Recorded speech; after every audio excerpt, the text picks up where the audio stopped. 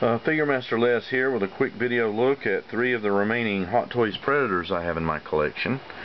The Predator 1, very little redone to him actually. I really enjoyed the paint job that Hot Toys did.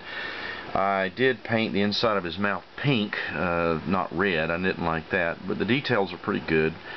I also detailed and darkened his loincloth area, and I darkened the armor, especially around his legs. But for the most part, I was very happy with this guy, and I thought that the head paint and everything on him looked good. Predator 2, another favorite of mine. I'll move this out of the way a little bit. He's a complete head-to-toe repaint. He came as a kind of a bronze, sort of goldish colored armor. It was just dirty. I went with a more copper look, added more of the blue and bluing like you get in the patina of copper, which is very evident in the photos of the Predator 2's armor. Repainted the head a good bit because he looked kind of dull and grayed out. I'm not sure why, but he did look kind of rough in that regard. So I spent a lot of time on this guy. The whole body was repainted. Quick note about these two. I met Steve Wang in LA in 1995, and I had a Predator model at a convention there. And I asked him firsthand about the Predator colors, what they were based on, why they painted them the way they did. And I've never read this anywhere, so this is kind of cool to me. The Predator 1, believe it or not, is based on a banana. Because I guess it was a tropical sort of scenario, they wanted a banana type yellow, that sort of yellow color, and the bruising, the browns and spots that you see in bananas. Now that's the Predator 1. You know, go figure. Just dirty silverish armor, and it has the green tint to it.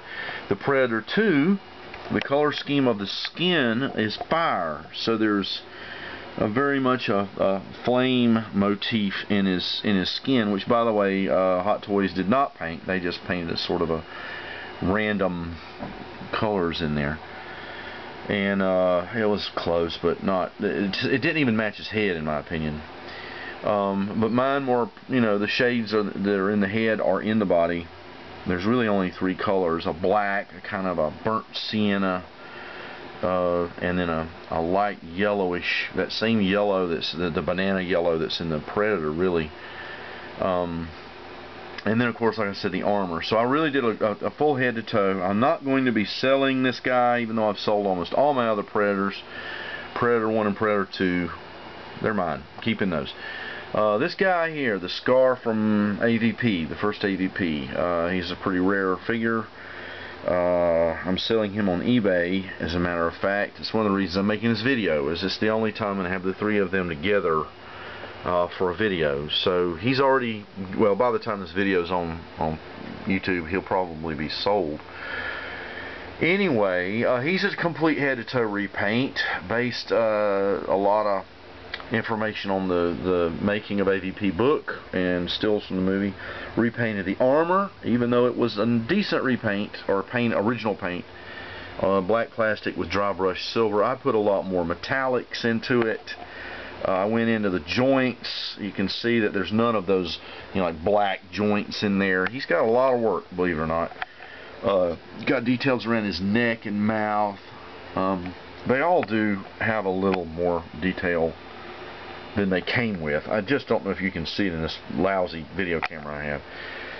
But those are my 3 remaining Predators. Once Scar is out of the picture, I hope one day to perhaps have the Predator's Berserker figure. If I do, I always kind of think of Predators. See, I keep saying aliens. Predators as like aliens. It's really Predator 3 in a way. If you're, you know, I guess a purist, AVP is an outside group, its own sort of mythology. So I may have the Berserker in this lineup, and I'll call him the Predator 3 guy, and he sort of belongs in that respect. And that would be it for me. Those are my remaining Predator paint-ups. I hope you enjoy them.